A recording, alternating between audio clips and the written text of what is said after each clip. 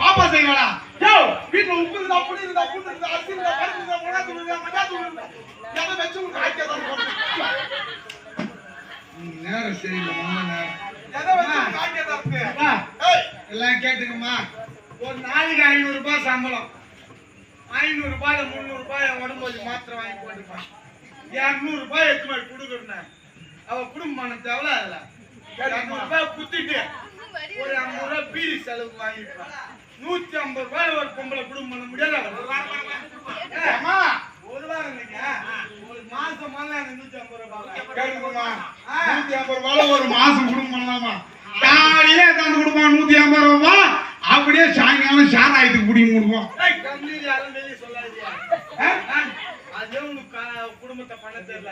அது மட்டும் இல்ல, 3 கிலோ மிளகாத்தூள் அரிசி கொடுத்து 4 வருஷம் கேட்டுக்கோ.